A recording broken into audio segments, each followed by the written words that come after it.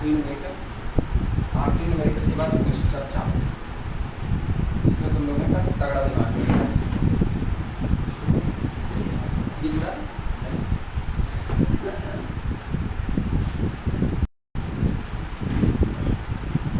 शुरू है। Let capital H be a non zero सब स्पेस ऑफ कैपिटल वी। पहली बात, कैपिटल एच वी का कोई नॉन जीरो सब स्पेस है। And suppose capital T is a 1-to-1 linear transformation of capital V into capital W. पहले vector space we से W के बीच में एक लीनियर ट्रांसफॉर्मेशन डिफाइंड है और इसके साथ साथ उसको 1-1 भी कहा जा रहा है। कह रहे हैं अगर ये लीनियर ट्रांसफॉर्मेशन 1-1 होगा तो अब तक जो बात हम पढ़ के आए हैं इसके पहले वाले न्यूमेरिकल में कि dimension of image space T of H is less than or equal to dimension of main vector space main sub space H. इस बात में से इनइक्वालिटी गायब हो जाएगी और आपकी बात सीधे सीधे हम कह सकते हैं dimension of image space T of H is equal to dimension of sub space capital H. लेकिन ये शर्त केवल होगी तब जब अपना ट्रांसफॉर्मेशन 1-1 होगा। ये बात हमको दिखानी है तो हम कैपिटल टी को 1-1 मान करके चलेंगे और टी को 1-1 मानते हुए दिखाएंगे कि टी ऑफ एच की और एच दोनों की डायमेंशन आपस में कैसी होगी, एक बराबर होगी। शुरुआत करते हैं इसमें। बाकी बातें तो नहीं है कि अगर ये ऑन्टो और हो गया, जिस दिन ये ऑन्टो हो जाएगा उस दिन 1-1 है ऑन्टो है और होमोमॉर्फिज्म है ड्यू टू लीनियरिटी। लीनियरिटी का मतलब ये तो होमोमॉर्फिज्म होना। तो जो ट्रांसफॉर्मेशन 1-to-1 हो गया, ऑन्टो हो गया और लीनियर आप कह रहे हो, इसका मतलब होमोमॉर्फिज्म हो गया। तो ये तीन चीजें इसको आइसो की कैटेगरी में डाल देती हैं, आइसोमॉर्फिज्म। और जिस दिन ये आइसोमॉर्फिज्म हो गया उस दिन कैपिटल टी पहले वेक्टर स्पेस वी से दूसरे वेक्टर स्पेस डब्ल्यू में आइसो का मतलब एक जैसा, और एक जैसा तो आज वी और डब्ल्यू बिल्कुल एक जैसा बिहेव करेंगे। जो डायमेंशन वी की वही डायमेंशन डब्ल्यू की, डायमेंशन ऑफ वी बराबर डायमेंशन ऑफ डब्ल्यू। प्रूव करते हैं।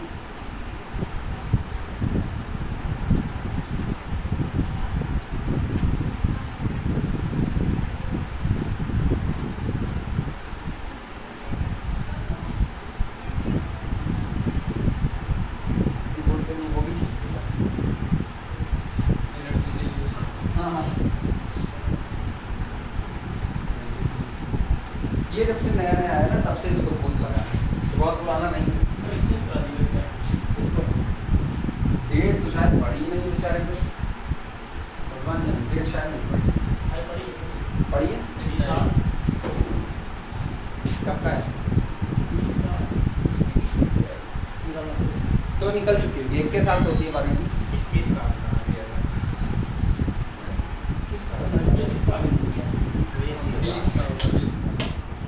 आप देखिएगा।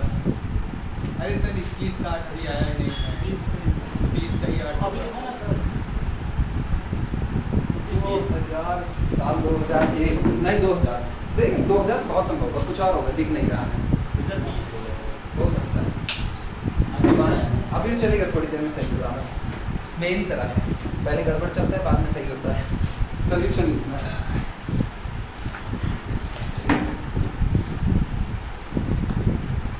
सोल्यूशन जो दिया गया उतने से शुरुआत करेंगे। पहला तो इन्होंने दिया है कैपिटल एच सब स्पेस है। कैपिटल एच सब स्पेस है तो निश्चित तौर पे कैपिटल एच किसी न किसी से स्पैन होगा, जिससे स्पैन होगा जिस दिन वो अलाई होगा तुरंत के तुरंत उसके पास वो उसका बेसिस हो जाएगा। लिखते हैं इसी बात को। Let capital B is equal to alpha 1 alpha 2 मान के चलेगा ना, वही हम भी लेंगे। Capital B is equal to vector alpha 1 vector alpha 2 up to so on. कितना माने टोटल डायमेंशन क्या माने, एम माने हो। अच्छा ये बताओ हम लोग पीछे वाले में क्या माने थे, इसके पीछे उसे जोड़ के चलिए। एम माने थे अल्फा एम। आप पहले वाले ग्रुप में थे, हाँ माने थे, दूसरे वाले में एम माने। दो ग्रुप थे ना, हाँ एक में एम माने, दूसरे में एम। चल एम लेके चल देते हैं, कोई दिक्कत तो है नहीं। चलिए let capital B alpha 1 alpha 2 alpha M be a basis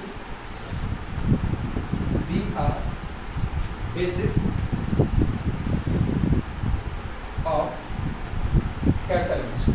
हम अपनी मर्जी से मान लेते हैं कि माना जो सब स्पेस कैपिटल एच है, कैपिटल बी उसके लिए बेसिस का काम करता है। और अगर बेसिस में जितने एलिमेंट में वही इसकी डायमेंशन बनेगी तो साथ में dimension of H is equal to कितना हो जाएगा m। लिख देना इसी बात को। दिस इम्प्लाइज दैट, पहले तो ये लिख देते हैं, this implies that dimension of H is equal to small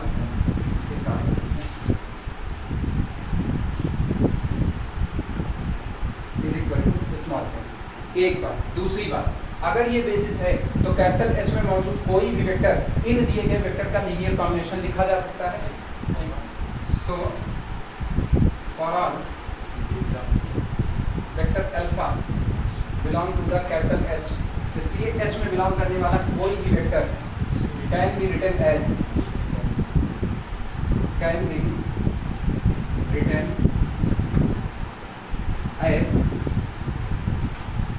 vector alpha is equal to c1 alpha 1 plus c2 alpha 2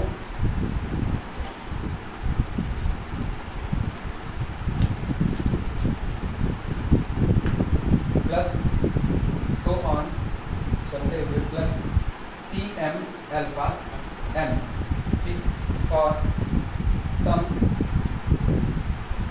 c1 c2 so on cm belong to the field f।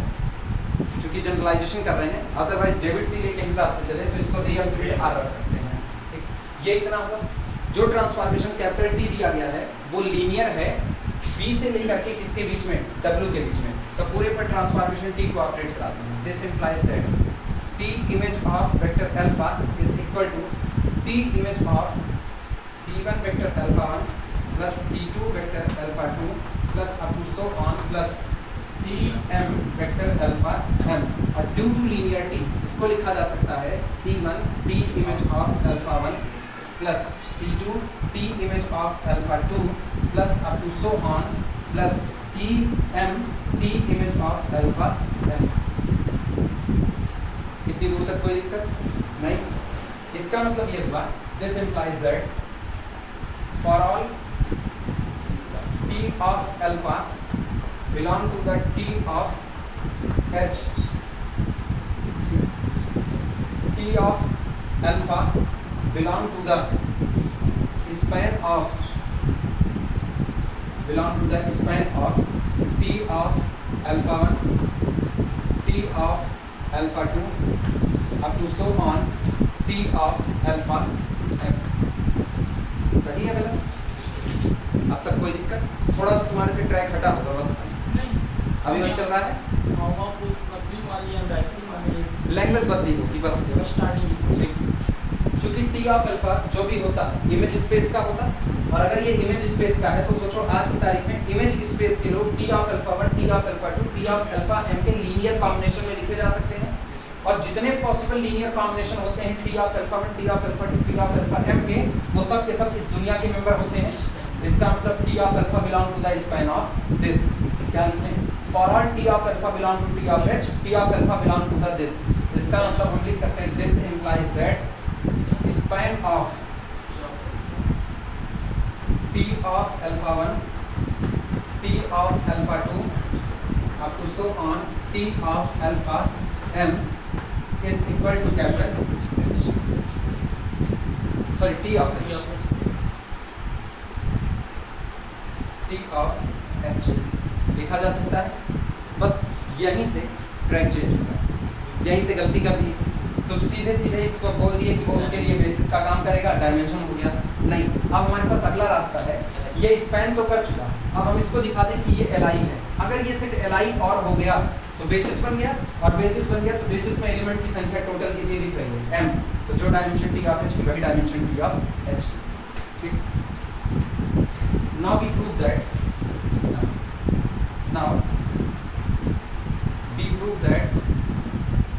हालांकि सही wording तो होगी ना,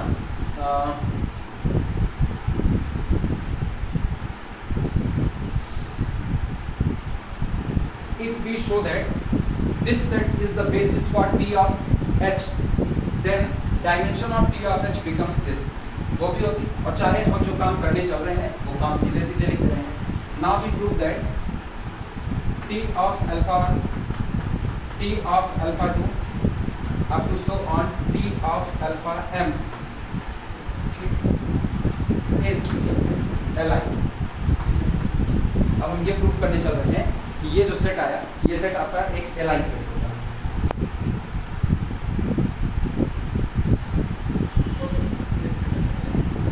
गड़बड़ हो गया?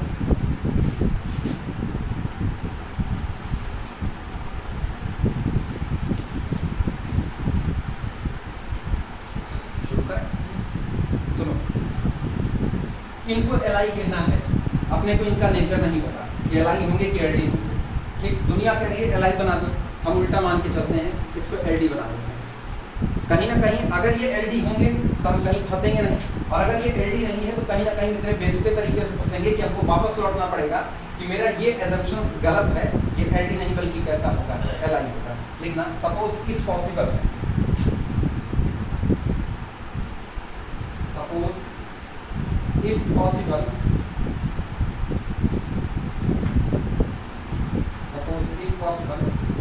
P of alpha 1, P of alpha 2, so on, P of alpha m is linearly dependent। माना अगर पॉसिबल है तो ये सेट आपका कैसा होगा, लीनियरली डिपेंडेंट होगा।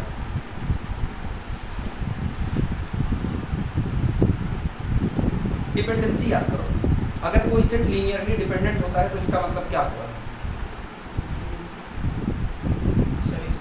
कोई भी एक वेक्टर बचे हुए कॉम्बिनेशन हो जाएगा, या तो कोई दो वेक्टर एक दूसरे का मल्टीपल हो। ठीक, और बातें, पहली बात तो ये हुई, अगर सेट LD है तो कोई एक वेक्टर बाकी वेक्टर का है, कुछ वेक्टर का मल्टीपल हो सकता है। इसका लीनियर कॉम्बिनेशन दिखा दें फॉर ऑल Ci 0 के लिए।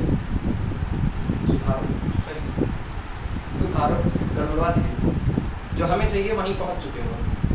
इनमें से किसी एक स्केलर को क्या है फेमस वर्डिंग बोलो जो हम सिखाए हुए हैं, एकदम फेमस वाली। LD होने का मतलब क्या होता है? तो किसी वेक्टर बनाने के बहुत सारे तरीके हैं।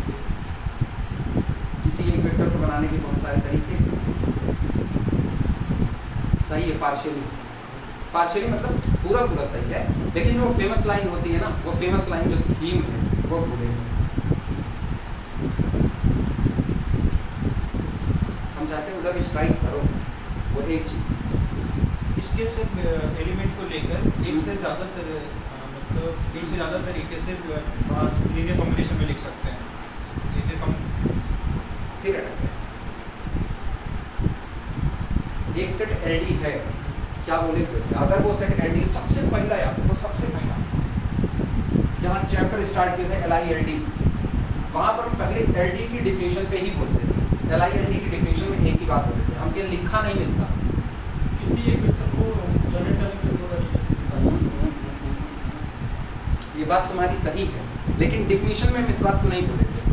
जब हम इसकी डिफिनेशन करा रहे थे Li और LD की, तो हमने एक शब्द इस्तेमाल किया था कि सेट को Li और LD जो किताबें कहती हैं उसका असली मतलब क्या होता है। अच्छा, किताब वाली डिफिनेशन बोलो, Li बोलो।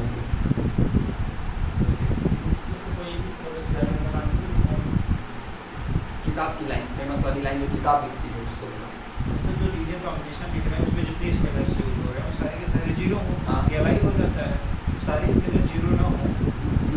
गड़बड़ बोल रहे हैं। याद दिलाएं, अगर कोई सेट Li है तो उस सेट में मौजूद वेक्टर का इस्तेमाल करके जीरो वेक्टर को बनाने का दुनिया में कितना तरीका है? एक तरीका, यूनिक तरीका, एक अकेला। LD इस में सारे सबसे ज़्यादा कोफिशिएंट को तरीका। क्या बैठा होगे? 0।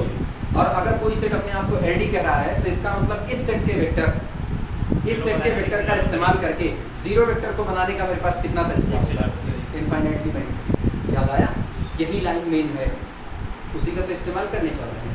अगर ये सेट LD है तो इसका मतलब ये हुआ, अगर ये सेट LD है तो दिस इंप्लाइज दैट, इसका मतलब हुआ A1 T of alpha 1 plus A2 T of alpha 2 plus up to so on plus AM T of alpha M is equal to zero vector where जहाँ पर या have a non-trivial solution, zero vector have a non trivial solution, हम इधर लिखते रहे हैं। ये जो होमोजीनियस इक्वेशन बना, इस होमोजीनियस इक्वेशन के पास नॉन ट्रिवियल सॉल्यूशन होगा।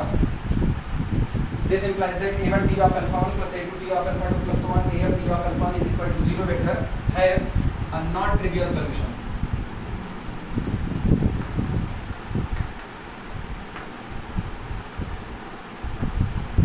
अच्छा, इसका ट्रिवियल सॉल्यूशन क्या होता है? ट्रिवियल सॉल्यूशन बोलो इसका। a1 equal to a2 equal to and so on am to ये सारे जितने कोफिशिएंट सजे पड़े हैं वो सब के सब जीरो हो तो इसका ट्रिवियल है। ट्रिवियल का मतलब तुच्छ, जो बार बार आए। ठीक, तो एक तो इसका सॉल्यूशन आया बैठा है a1 बराबर 0, a2 बराबर 0, am बराबर 0। लेकिन सेट कैसा? LD। तो ट्रिवियल के साथ नॉन ट्रिवियल वाले भी आएंगे। तो नॉन ट्रिवियल वाले मतलब non zero solution. Non zero solution का मतलब है this equation holds when at least one ai does not equal to 0। इससे देखता हूँ, this implies that t image of, अब linearity अप्लाई करते हैं, t image of a1 alpha 1 plus a2 alpha 2 plus so on plus am alpha m is equal to 0। एक काम करो ना, इसको 0 डैश कर दो क्योंकि ये तो इमेज वाला है। 0 dash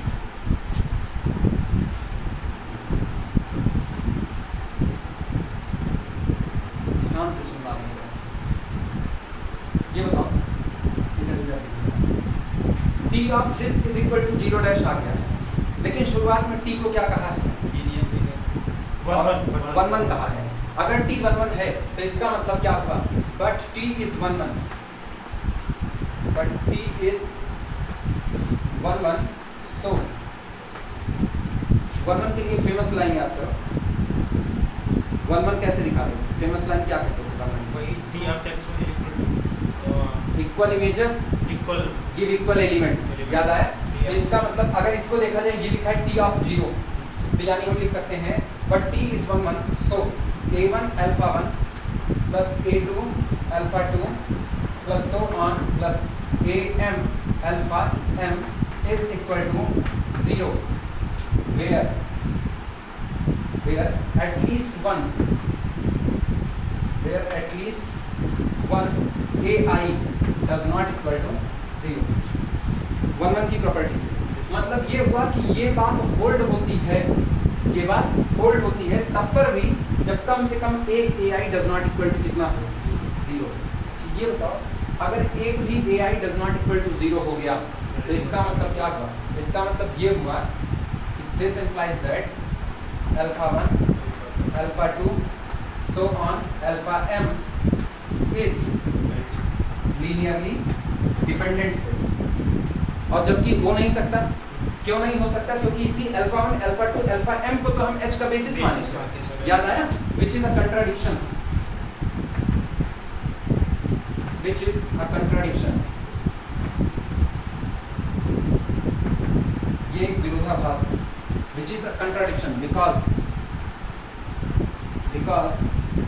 alpha 1 alpha 2 up to so on alpha m is basis for capital H। आगे की बात हम नहीं लिख रहे, वो बात अपनी समझना, वो समझ की बात है कि अगर बेसिस बोल रहे हो तो सेट li लेके चल रहे हो। तो which is a contradiction because alpha 1 alpha 2 alpha m is a basis for capital H। तो बोलो अब सही क्या है? इसका मतलब हमारा assumptions कैसा था? रॉन्ग। इसका मतलब ये राइट So, है ना। our assumptions, so our assumptions that collection t of alpha 1 से ले करके सीधे लिख रहे हैं t of alpha m is linearly dependent, wrong।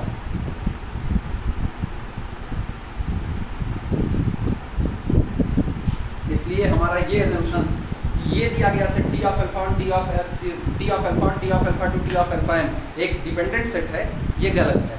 implies that t of alpha 1 t of alpha 2 up to so on t of alpha m is linearly independent। अच्छा LI हो गया, स्पैन हम पहले ही कर चुके हैं, तो जो चीज़ LI है स्पैन है वो T ऑफ H के लिए किसका काम करेगी? बेसिस H का काम करेगी। This implies that T of alpha 1, T of alpha 2, so on T of alpha m is a basis for T of H. और this implies that क्या मिला? Dimension of H is equal to m is equal to dimension of T of H सब पता। और ये हम केवल तब दिखा पाए जब हमारा ट्रांसफॉर्मेशन कैसा हो गया?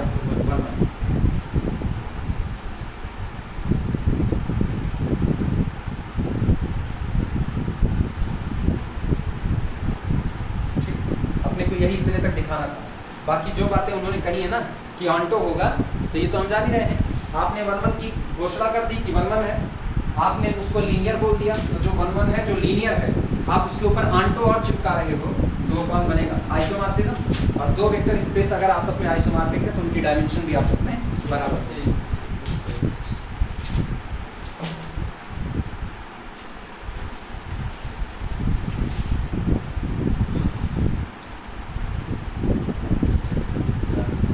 ये चैप्टर खत्म, लेकिन अभी हम इसको खत्म नहीं कर रहे।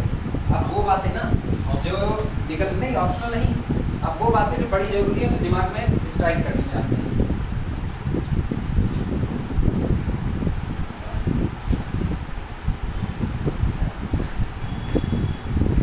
लोग इनको कहेंगे बड़ी छोटी छोटी बातें, लेकिन बस शक्तिमान भैया नहीं, छोटी छोटी मगर नोट मिल जाते हैं।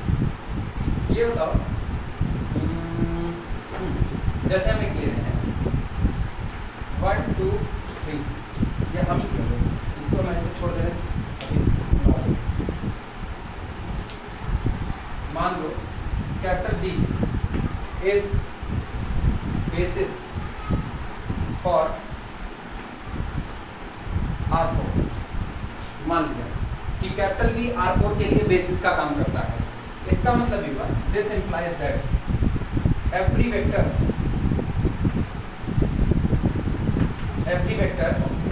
in R4 can be generated by, wording इस्तेमाल कर रहे हैं, can be written as a linear combination या उसी को generated by कर रहे हैं, can be generated by elements of capital B। ये कोई बहुत शुद्ध भाषा नहीं है, क्योंकि जनरेटर का नाम हम लोग साइक्लिक ग्रुप में इस्तेमाल करते हैं, फिर भी हम ऐसा लिख रहे हैं। वापस कैपिटल B बेसिस है R4 का, तो कैपिटल B के अंदर जो एलिमेंट हैं उनकी संख्या कितनी होगी? 4, क्योंकि इसकी डायमेंशन 4 है। कह रहे अगर ये बेसिस है तो वेक्टर स्पेस का हर member can be written as the linear combination of capital B, और वो लिखने का तरीका मेरे पास कैसा होगा? यूनिक तरीका, एक से ज़्यादा तरीके होंगे नहीं। तो यानी साफ हो गया कि R4 के हर मेंबर B के एलिमेंट से जनरेट किए जा सकते हैं।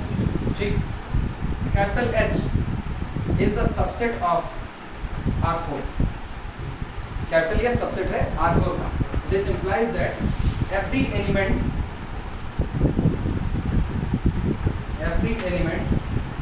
of capital H, every element of capital H is of R4। सही है गलत?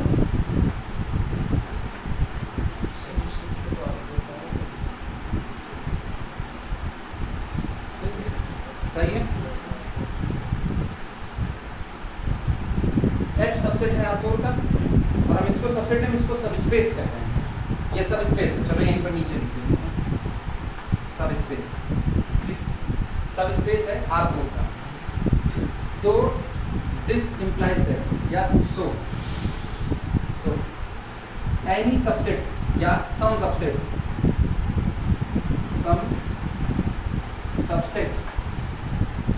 ऑफ कैपिटल B को एक्सपेंड नहीं करें, क्योंकि सब स्पेस का बेसिस चाहिए, तो सब स्पेस की डायमेंशन या तो बराबर होगी या तो कम होगी। ठीक, तो अब उसको सेट को काट रहे हैं स्लॉट में।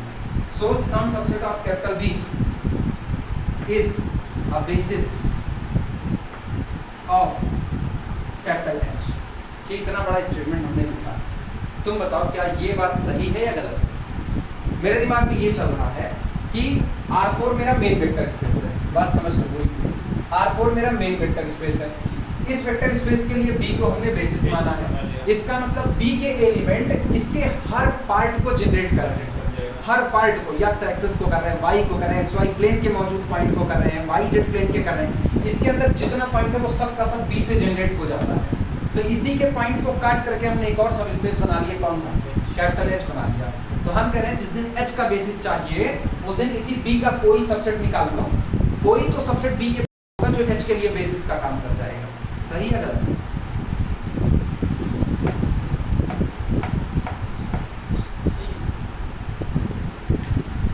अब सोचो हम इसको लाए कहां से, वो भी हम बता रहे हैं। मेरा दिमाग तो कुछ नहीं, सब डेविड सिलेजी का है, उनकी कृपा है। वहां उन्होंने एक थ्योरम दी हुई थी, थ्योरम का स्टेटमेंट था अगर कैपिटल H सब स्पेस है कैपिटल V का, तो H के बेसिस को या तो H का बेसिस खुद बेसिस हो जाएगा कैपिटल V का, उस दिन H बराबर V होगा, और आइदर Li सेट है ना बेसिस, एनी Li सेट या any Li subset of H can be expand as the basis for capital V। इसको बढ़ा रहे थे। अभी हम क्या कर रहे हैं, कैपिटल V के बेसिस को काट करके सब स्पेस का बेसिस बनाना चाह रहे हैं। क्या पॉसिबल है? थोड़ी कॉम्प्लिकेटेड बात है।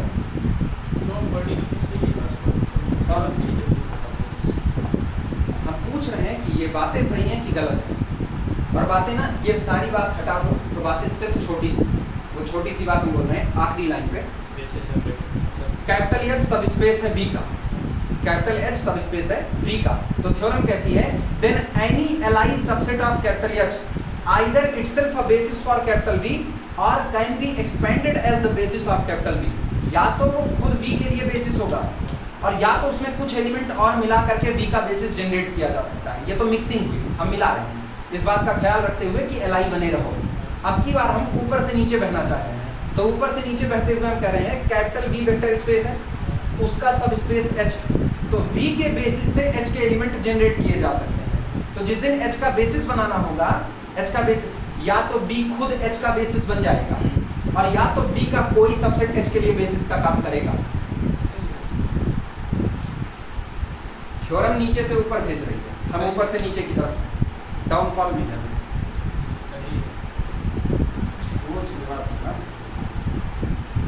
दलदली जमीन है पूरी तरह से, क्यों पैर पड़ा नहीं, आप क्यों गिरे नहीं। तुम सोचे हुए थे इस थ्योरम का उल्टा करके पूछे, अपने को सिर्फ जानना है ये जितना ताम झाम लिखा गया है क्या इसको ट्रू की कैटेगरी में डाल दें। अगर ये ट्रू की कैटेगरी में हो गया तो इसका मतलब हम हर सब स्पेस के बेसिस को मेन वेक्टर स्पेस के बेसिस से काट के निकाल सकते हैं। कोई डिफरेंस नहीं है। अब तो बोल रहे हैं तुम चाहे छोटा टुकड़ा लो चाहे पूरा का पूरा वो बेसिस लो, जिस दिन तुम पूरा बेसिस ले लोगे, क्योंकि every set is itself a subset of, ठीक, तो अगर तुम पूरा बेसिस लोगे तो H और V बराबर है, तो उधर तो वैसे भी बात नहीं फंसेगी, बात तो नीचे वाले में सोचनी है। चलो हम H की डायमेंशन 2 कर देते हैं, आसान कर रहे हैं काम तुम्हारे लिए। अब तो प्रॉपर सबसेट करोगे बेसिस से,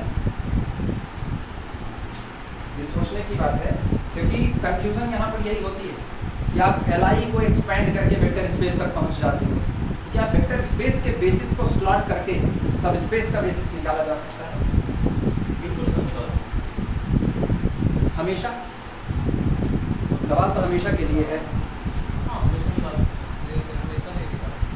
हमेशा नहीं निकाल सकते सर। अगर क्या बोलते हैं वेक्टर V के इक्वल के सारे एलिमेंट आते हैं तो होगा, लेकिन अगर उसके कम लेस देन पे आते हैं, अगर हमारा जीरो वेक्टर आ जाए तो जीरो तो आएगा क्योंकि सब स्पेस की दुनिया में है, वो तो आएगा और हम बता रहे हैं उसका बवाल भी नहीं कर सकते।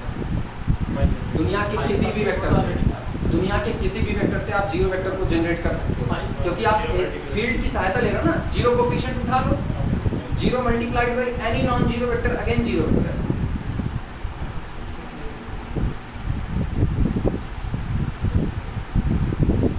सबके लिए क्वेश्चन मार्क है, जो घर पे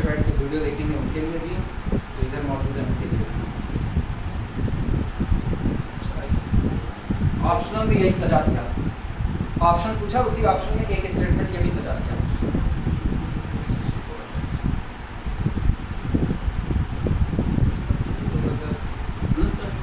डायमेंशन का जैसे बी की डायमेंशन हाँ। बी है, बेसिस का काम कर रहा है, आपको भी डायमेंशन बन रही है, ये सब स्पेस ले रहे हैं, इसकी जो ध्यान डायमेंशन देना ये, अच्छा इधर कटकाते हैं, सर लिख दीजिए।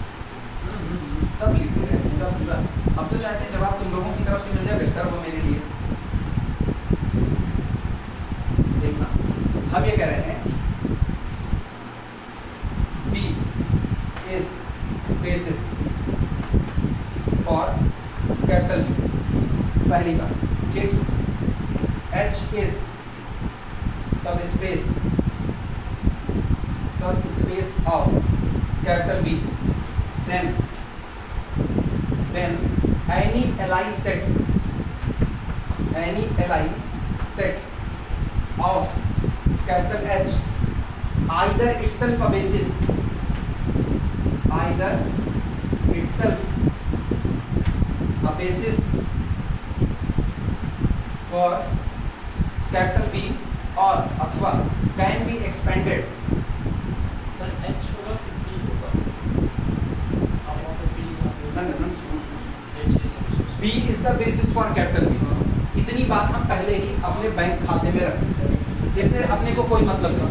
अब अगली बात हम कह रहे हैं H is the subspace of capital B, H B का सबस्पेस है, तब हम कह रहे हैं then any Li set of H, set का मतलब सबसेट, कैपिटल H का आप कोई भी Li सबसेट उठाओ, either itself a basis for capital B, या तो खुद कैपिटल B के लिए बेसिस हो जाएगा, मेन वेक्टर स्पेस के लिए जा रहे हैं, मतलब नीचे से ऊपर आ रहे हैं, और कैन बी एक्सपेंडेड, या तो आप उसमें और मिलावट करके बना सकते हो, can be expanded as a basis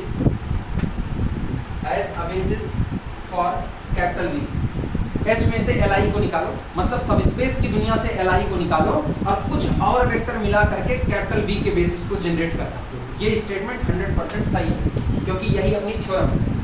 हम ये कह रहे हैं, हम उल्टा चलना चाहते हैं, हम ये कह रहे हैं कि B is basis for capital B and H जो कि सबस्पेस है, H जो कि सबस्पेस है, ये सबसेट है किसका?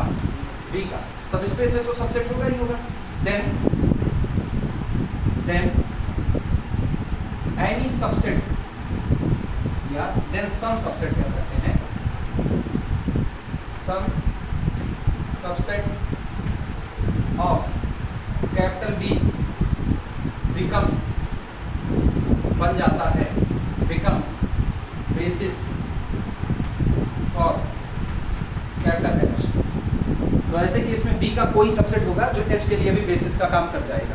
ये सर भी डायमेंशन आप इसके ऊपर इक्वल टू 1 डायमेंशन होगी, हाँ उसके पार्टी में हो गए सम सेट की बात करो ना, बनेगा ही बनेगा, कोई ना कोई बनेगा ही बनेगा, हम ऐसा पूछ रहे हैं। हाँ सम सबसेट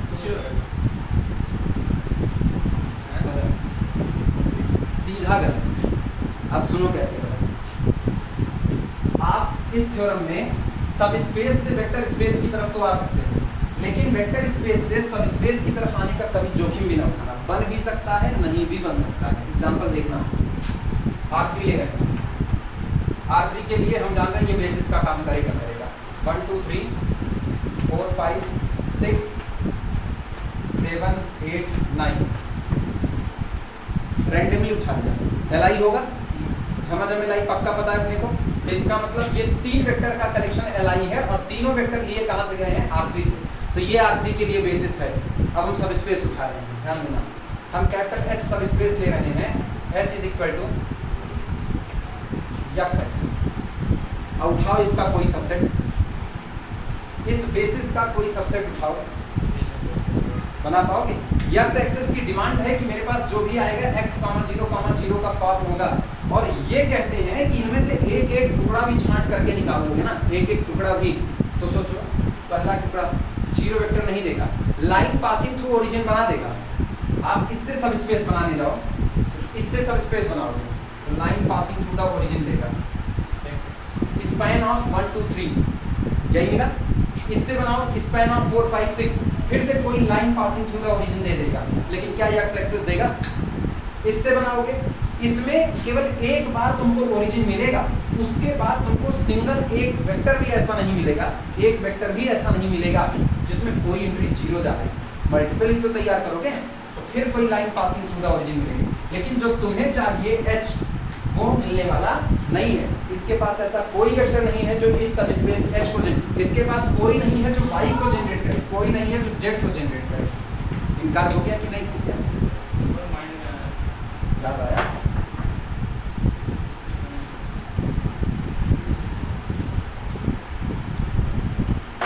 कुछ हुआ चिल्ला रहे? अभी ये बात समझ में आई? ठीक, तो बन भी सकता है, नहीं भी बन सकता है, इसको वार्निंग करके लिखेंगे, ये चेतावनी।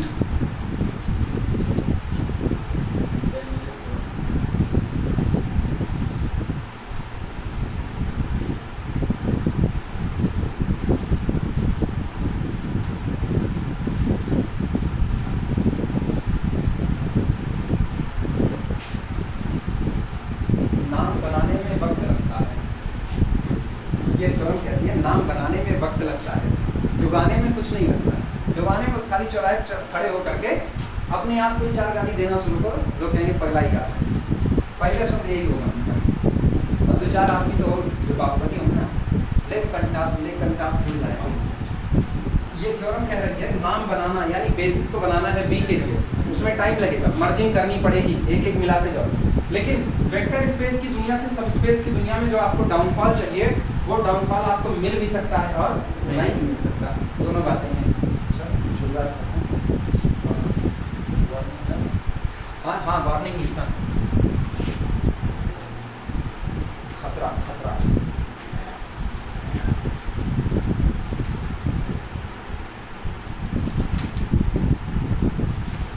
वार्निंग। और जानते हो दिमाग धोखा कहाँ देता है? दिमाग धोखा वही देता है जो हम तुमको यहाँ पर लिख करके, हम तुमको एक्चुअली तुम लोग जवाब दे चुके, दुष्टता मेरी है, हम फंसा ना दिए, हम ये कह दिए उसके अंदर के सारे एलिमेंट बी के हैं, तो उसके अंदर के सारे एलिमेंट बी के, वो सारे एलिमेंट अभी अभी बी जनरेट कर रहा था, लेकिन सोचो उसमें गड़बड़ी कहाँ पर आई? वो भी स्टेटमेंट सही था, गड़बड़ी ये आई उन सब को बी जनरेट कर रहा था, लेकिन तब ना जब बी के पास उसके तीनों मेंबर मौजूद थे, आपने तो बी में से मेंबर ही काट दिए, तो जिस वेक्टर को जनरेट करने के लिए हमको किसी मेंबर की जरूरत होती है, आपने अगर उसी को काट दिया तो क्या वो कभी बेसिस बन पाएगा? नहीं। अब सोचो एक्स एक्सेस पड़ा है R3 के अंदर में, और ये तीनों लोग मिलकर के एक्स एक्सेस को जनरेट कर लेंगे, कोई ना कोई कोफिशिएंट देंगे वो एक्स एक्सेस को जनरेट कर। लेकिन जब तुम स्लॉट काटना शुरू किए तो एक एक स्लॉट काटने पे अंदर में बैठे हुए तीनों वेक्टर ऐसे थे कि सारी एंट्री उनकी नॉन जीरो थी। इसका मतलब वो लोग एक्स एक्सेस को इकट्ठे मिल के जनरेट कर रहे थे। सोचना, अभी जो हम लिए थे 1 2 3 4 5 6 7 8 और 9, और हमको जनरेट करना था एक्स एक्सेस का पॉइंट 4 0 0। अब सोचना, नहीं रुको, जनरेट होगा, इसको जनरेट करना है इन तीन लोगों से, तो इसका मतलब इनको जनरेट करने में इनका भी कंट्रीब्यूशन आएगा, इनका भी कंट्रीब्यूशन आएगा, इनका भी आएगा, सबके पास कोई ना कोई कोफिशिएंट होगा कि नहीं होगा? सर ये नहीं जनरेट होगा उन तीनों से, ये उन तीनों से नहीं होगा। सोचो, किसी को गड़बड़ी सुनो काम में। ये बताओ, ये तीन के तीनों इकट्ठे लिए जाएंगे, एलआई है कि नहीं है? होंगे होंगे, पक्का एलआई। और ये तीन लोग अगर एलआई है तो ये तीन लोग R3 के लिए किसका काम करेंगे? बेसिस का। तो उसी R3 के पास तो ये भी मौजूद है। It means every vector of R3 even 4 0 0 also can be written as the linear combination of these vector. और जिस दिन ये इनके लीनियर कॉम्बिनेशन में लिखा जाएगा ना, उस दिन C1 into 1 2 3 plus C2 into 4 5 6 plus C3 into 7 8 9 is equal to, हम लोग लिखेंगे 4 0 0। अब ये बताओ, जब तुमको तीनों पोजीशन पर पाइवॉट मिलेगी, तीनों पर मिलेगी, तो क्या ये कभी भी इनकंसिस्टेंट हो सकता है? ये कंसिस्टेंट होगा, कंसिस्टेंट होगा और यूनिक सॉल्यूशन देगा। यूनिक सॉल्यूशन में तुमको C1 की भी वैल्यू नॉन जीरो मिलेगी, C2 की भी वैल्यू नॉन जीरो मिलेगी, C3 की भी वैल्यू कैसी मिलेगी? इसका मतलब एक्स एक्सेस को जनरेट करने में इन तीनों की हिस्सेदारी होगी, तीनों की हिस्सेदारी। और तुमने एक को भी डिलीट कर दिया तो एक्स एक्सेस बनने वाला नहीं है। तो एक्स एक्सेस को ही जिस दिन सब स्पेस कह दोगे तो तो यक्स एक्सेस बेचारा इनमें से तीनों से जनरेट हो रहा था, तो क्या इसके सबसेट से जनरेट हो पाएगा? यक्स एक्सेस इन तीनों से जनरेट हो रहा था, क्या इसके सबसेट से जनरेट हो पाएगा? चलिए खुद भी तो एक सबसेट होता है। खुद की छोड़ो, प्रॉपर सबसेट की बात कर रहे हैं, अब तो काट रहे हैं ना, प्रॉपर नहीं करेगा। प्रॉपर से तो नहीं होने वाला। इसीलिए कहा जाता है कि जब आप इसमें से वेक्टर को डिलीट कर रहे होते हो तो आपको इस बात का ख्याल रखना होता है। जैसे अभी हम इसकी बात करें, अभी देखो अगर हम स्टैंडर्ड बेसिस लेते हैं, दुनिया आपको रोक ही नहीं सकती है, ये स्टैंडर्ड बेसिस है।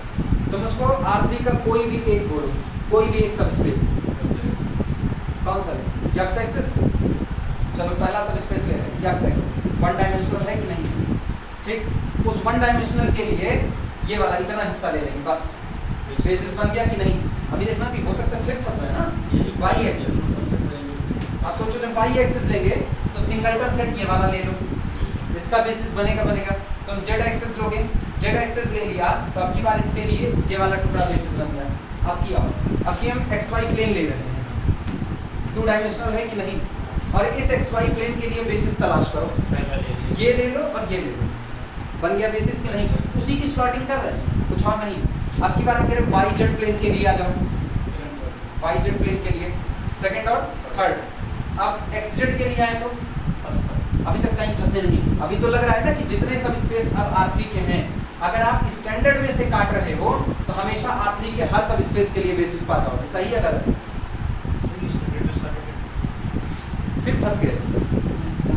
वापस सुनना, हम कह रहे हैं अब कि हमने नॉन स्टैंडर्ड लिया था यहाँ पर, तो हम पूरी तरह से आपके यहाँ अब स्टैंडर्ड बेसिस ले रहे हैं। जिस दिन स्टैंडर्ड बेसिस लोगे उस दिन ये पता चल रहा है यक्स एक्सेस के लिए मिल गया, वाई एक्सेस के लिए भी सबसेट मिल गया, जेड एक्सेस के लिए भी सबसेट मिल गया जो बेसिस का काम किया।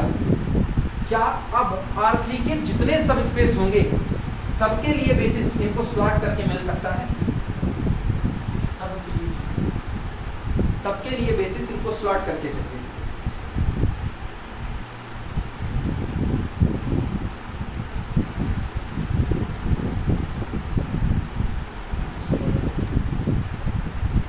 इसीलिए ऑफलाइन क्लास बड़ी बेहतर है। सारे के लिए नहीं हो पाएगा सर, जिसमें सारे भी एक्सेस जिंदा रहेंगे। हाँ, उस दिन कोई भी जैसे हाँ, कि यहाँ से जैसे एक निकाल देंगे। एग्जांपल, एक एग्जांपल जैसे R3 से ले लिए 4 5 6 4 5 6 इसको जनरेट करना है बेसिस से, ताकि ये कोई भी ये ना फिर ये लो ना,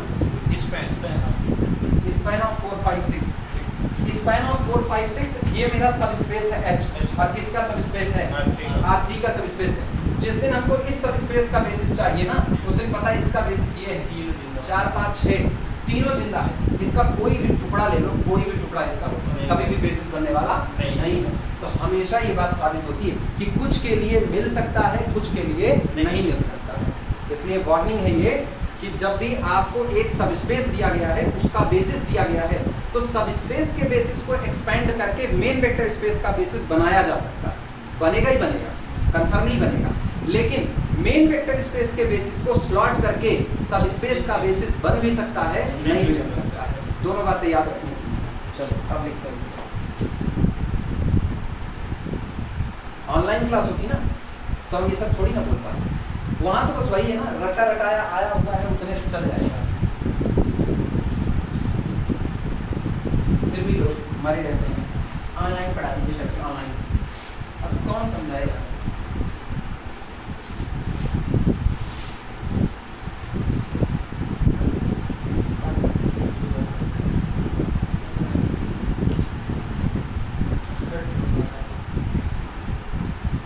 थर्ड ईयर में मेरोमॉर्फिक फंक्शन वाले में जितना पढ़ा है ना, हम बता रहे पढ़े जरूर वो लोग ऑनलाइन है, उनको अगर कोई और सवाल वैसा दे देना तो नहीं लगा पाता। काहे का ऑफलाइन क्लास में तो हम खड़ा कर देते थे, बोलो आगे वाली लाइन क्या है, जैसे तुम लोगों से कह रहे हैं आगे वाला हिस्सा बोलो सर, क्या सोच सकते हो, तो दिमाग चलता। अभी क्या ना, घर में बैठे हैं, उधर से मम्मी चिप्स ला रही हैं, इधर से भैया चॉकलेट खा रहे हैं, दिमाग गया हुआ है, तो दिमाग भटका पड़ा रहेगा, कहाँ से कहाँ जाए। और उसी में हम भी बरबर आ रहे हैं। Theorem 11 shows that, बॉर्डिंग में लिखना इसमें theorem 11 shows that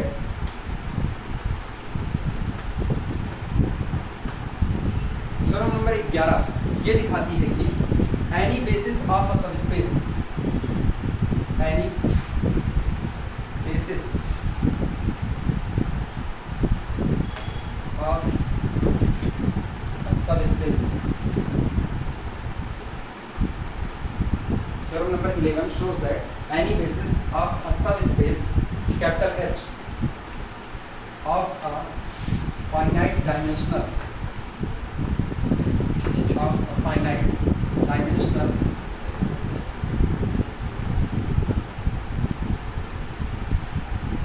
vector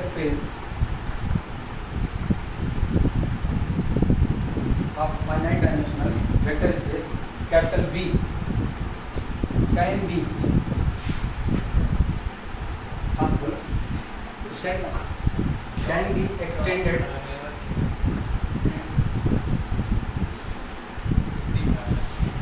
can be extended to a basis of capital V, to a basis of capital V. ठीक, आगे वाली वो वर्डिंग नहीं लिख रहे इफ नेसेसरी, क्योंकि हम यहाँ पर H को उसका प्रॉपर सब स्पेस मान करके चल रहे हैं। बट ये जो बट लिखा है बहुत बड़ा लिखा है, स्पेस में आँख दिखे, but it is not true, it is not true, लेकिन ये सत्य नहीं है। It is not true that any basis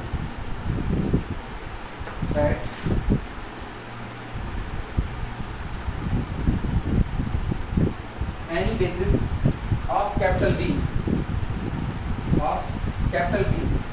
can be cut down,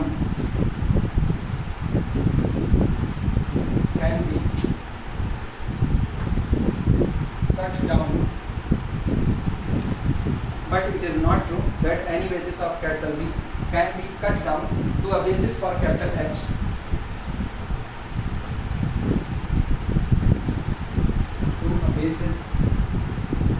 for capital H। लेकिन ये सच नहीं है कि आप कैपिटल V के किसी भी बेसिस को काट करके कैपिटल H का बेसिस बना सकते हैं। दैट इज अर्थात इसका मतलब ये हुआ, दैट इज का वहां पर सेट कैपिटल S तो लेकर के चल रहे थे, यहाँ भी if capital S is a basis for V, if capital S is a basis for capital V। अभी तक गड़बड़ी नहीं आई। If capital S is a basis for capital V, it is not likely that it is not likely that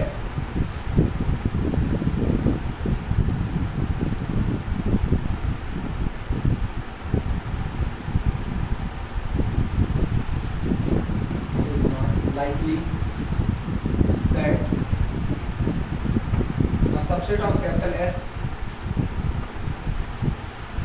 a subset of capital S is a basis of capital H, is a basis of capital H। आप क्या for कर रहे हैं? is a basis for capital H, capital H।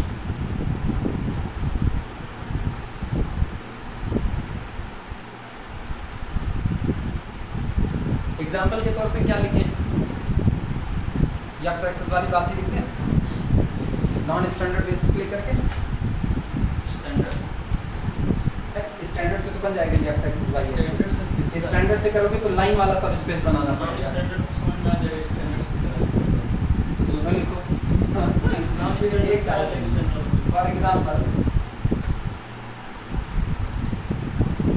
For example चलो standard वाले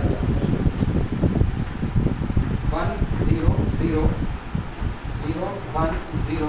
अच्छा इसको set मान capital S is equal to, for example capital S is equal to 1 0 0 0 1 0 0 0 1 is a basis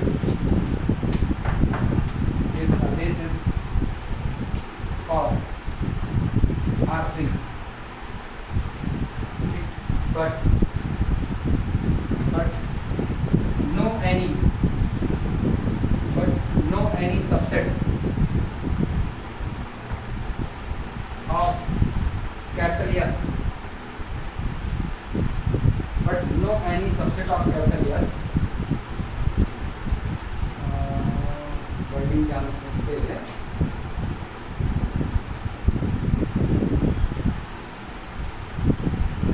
but no any subset of capital S becomes basis for span of 1 to 3. But no any subset of S which is in the form of x y z, मतलब तीनों integer का है, तो इसको cut करके नहीं बना सकते हैं। जनरलाइजेशन पे जो है, but no any subset of capital S yes equal to subset can becomes, but no any subset of capital S can becomes basis for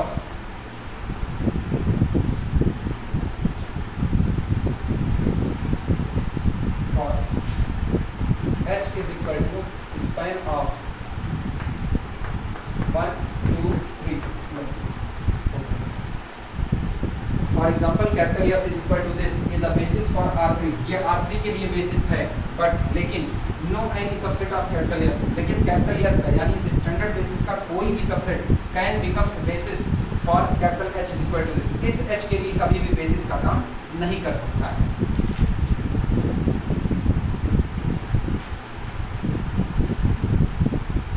अब ना अगर इसमें कोई ये सोचे कि हम इसके लिए लेना भी चाहेंगे तो उसमें काट के बना लेंगे, तो सोचो ये लाइन है, लाइन होती है 1 डायमेंशनल, तो इसका मतलब अगर तुम यहाँ से सबसेट काट भी रहे हो यहाँ से, तो तुमको एक एक कार्डिनलिटी वाला लेना है। इसको लोगे कहेगा x एक्सिस, इसको लोगे कहेगा y, इसको लोगे तो z, दोनों एक साथ लोगे तब तो 2 डायमेंशनल का xy प्लेन बनेगा, और वो ना प्लेन है ना कुछ, वो एक लाइन है पासिंग थ्रू द ओरिजिन। तो इसके लिए उसका कोई भी सबसेट कभी भी बेसिस का काम नहीं कर सकता।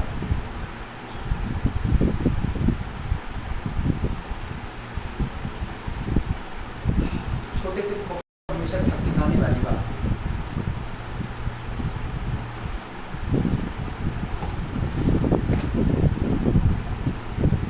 बहुत बड़ी बात नहीं है बड़ी मामूली बात, लेकिन बस वही ना ध्यान दो तो फिर निकल गया ऊपर से, फिर वही दिमाग में आता है सबसेट तो है ही है उसका, स्पैन तो कर ही रहा है। इसी के एलिमेंट जब V के अंदर थे तो स्पैन हो रहे थे, तो अभी जब H के अंदर आ गए तो उसी के सबसेट से क्यों नहीं स्पैन होंगे? सवाल बस यही होगा, जवाब उसका यही होगा कि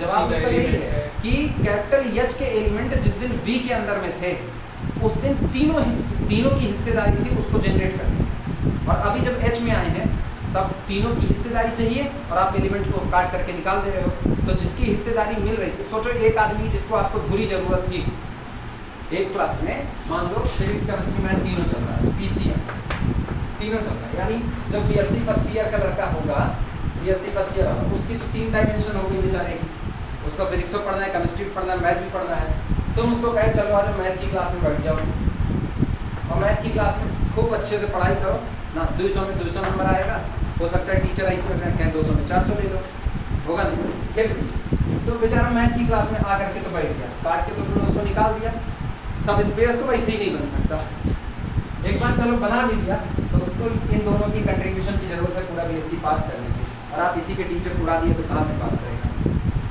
मैथ वाले खाली बस अपने आप को निकाल मार देते हैं, फिजिक्स केमिस्ट्री वालों के बगैर हमको कुछ नहीं है।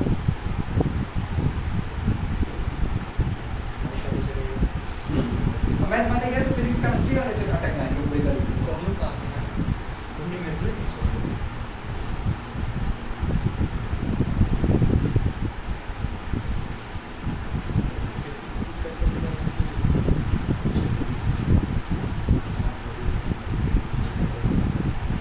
एक बार ये खत्म हुई उसके बाद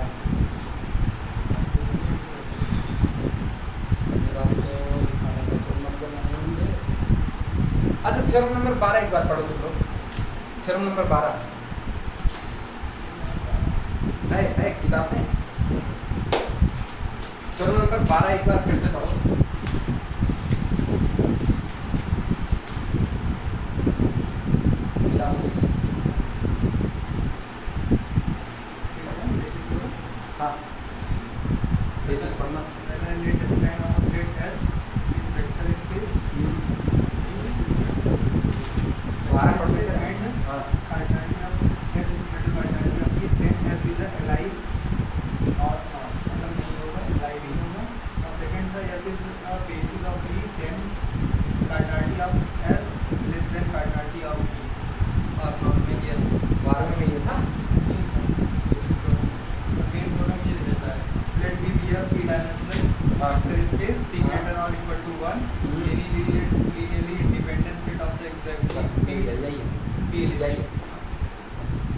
नंबर 12 में ये कहा गया कि अगर कैपिटल बी कोई वेक्टर स्पेस है, अगर कैपिटल बी कोई वेक्टर स्पेस है और इसकी डायमेंशन हमें कह दी गई कि dimension of capital B is equal to P है, तो ऐसे केस में कोई भी सेट कैपिटल यस, ध्यान देना, कोई भी set capital S span of S is equal to capital B है पहली बात, और cardinality of S is equal to P हो जाए, मतलब पी में एलिमेंट, कैपिटल यस में एलिमेंट की संख्या पी हो जाए, तो हम सीधे सीधे लिख सकते हैं कि कैपिटल यस एक एलआई सेट होगा। क्या है? उल्टा उल्टा। अगर हम कह रहे हैं एक सेट कैपिटल यस एलआई है, एक सेट कैपिटल यस एलआई है और dimension of capital B small P है, dimension of capital B small P है, कार्डिनलिटी ऑफ एस भी स्मॉल पी है, तो पक्का है कैपिटल एस वी को स्पैन करेगा ही करेगा, चेक करने की कोई नीड नहीं है। वापस सुनना, स्पैन ऑफ यस वी दिया गया है कि कैपिटल एस पूरा पूरा वी को स्पैन कर लेता है, अगर यस की कार्डिनलिटी और वी की डायमेंशन आपस में मैच कर गई तो यस को एलआई चेक ना करो, एलआई होगा। अगली बात, अगर कैपिटल एस एलआई है और कार्डिनलिटी ऑफ यस और डायमेंशन ऑफ पी मैच कर गई तो स्पैन करेगा ही करेगा। अब इन दोनों बातों को इफ एंड ओनली इफ में बात करते हो, इफ एंड ओनली इफ पे इसे बात कैसे करेंगे?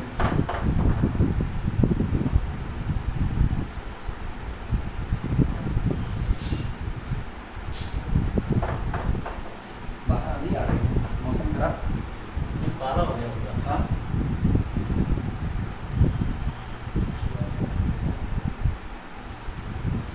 इफ एंड ओनली इफ पे लगा पाओगे,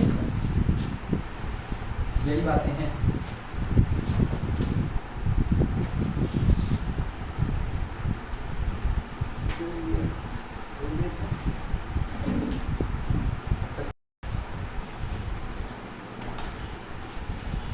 बोले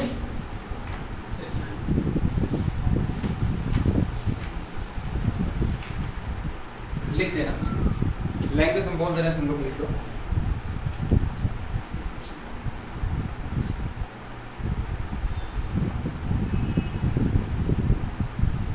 अच्छा एक चीज और, मेरा दिमाग थोड़ा सा रुक गया, मेरा दिमाग थोड़ा सा रुका, क्या कोई और शब्द इसके ऊपर ला दी जाए कि नहीं? क्या कोई और शब्द इसके ऊपर ला दी जाए या नहीं?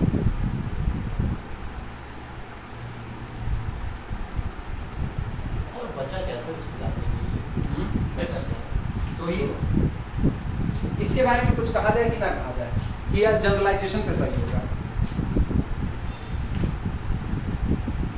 अगर वेक्टर स्पेस कैपिटल बी की डायमेंशन और सेट कैपिटल एस की कार्डिनलिटी आपस में मैच कर गई, ठीक, तब जिस दिन span of S is equal to B होगा, गारंटी है यस एलआई है, और यस एलआई होगा तो गारंटी है ये बी को स्पैन करेगा ही करेगा। पी ग्रेटर देन 1 कर लीजिए। पी ग्रेटर देन 1, हाँ इक्वल टू पे नहीं, नहीं, P greater than equal to equal to पे क्या दिक्कत है? तो सर पॉलिनोमियल वाले में दिक्कत कर सकता बताओ दिक्कत करेगा बोलो। सिर्फ पी पॉलिनोमियल में कर इसमें लेने P greater than or equal to, चलो हम और हिंट दे रहे हैं तुमको, दो बातें सोचनी है। P greater than or equal to 1 से चलें, P इज इक्वल टू 0 को छोड़ दें, या सीधे सीधे कहें P is greater than or equal to 0।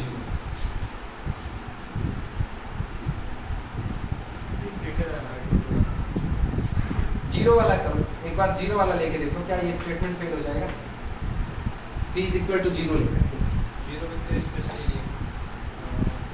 Dimension of b बराबर 0 है, डायमेंशन ऑफ b बराबर 0, इसका मतलब एक बात तो तय हो गई, b इज इक्वल टू 0। अगला यस की कार्डिनलिटी 5 हो जाएगी, यस की कार्डिनलिटी भी 0 करनी है, हाँ। क्योंकि जो यानी dimension of capital B is equal to कितना? 0 is equal to cardinality of capital S करना है, तो यानी S S is equal to कितना? 5 हो गया। तो इसकी कार्डिनलिटी क्या ये बात सही है कि गलत है?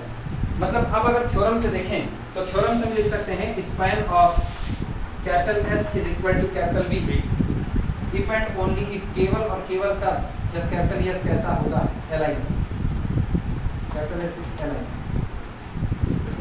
यस की कार्डिनलिटी 0 थोड़ी है, इसकी यहाँ पे पाई ने कुछ ना काटना S इज इक्वल टू 5 के वो ले चुके।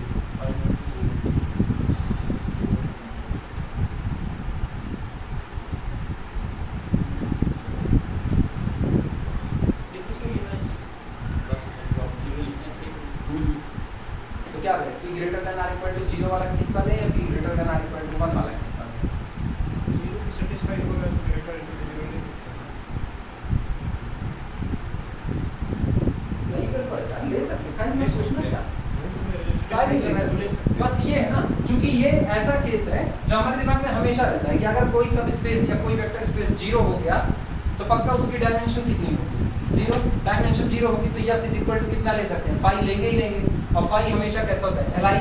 तो इसीलिए शुरुआत जो होती है ना वो नॉर्मली हम लोग इससे करते हैं, P greater than or equal to 1 से। बोले स्टेटमेंट ये लिख रहे हो, यही वाला, यही लिख लो, मेन स्टेटमेंट तो यही, बाकी तो थ्योरेटिकल है।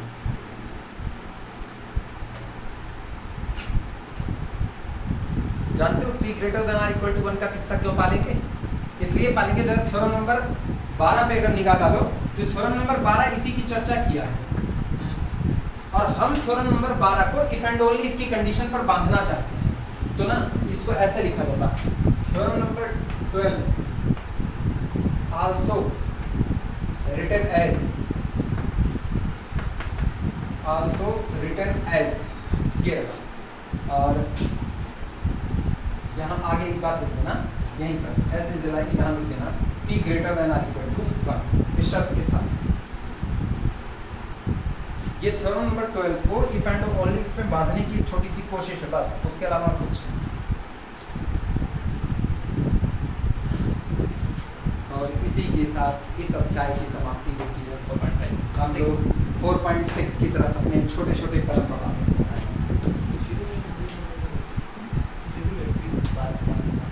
थ्योरम नंबर 12 में p greater than or equal to 1 लेकर के चला, वैसे जनरली हम p ग्रेटर देन 0 ले सकते हैं, कोई बॉल नहीं है, वो तो साफ साफ सुथरा दिखाई दे रहा है ना, v is equal to singleton 0, मतलब 0 स्पेस, इसकी डायमेंशन कितनी, 0।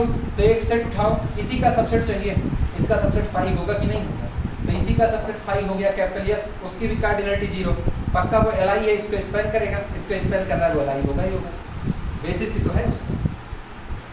ठीक, चलो कदम बढ़ाते हैं 4.6 रैंक की तरफ।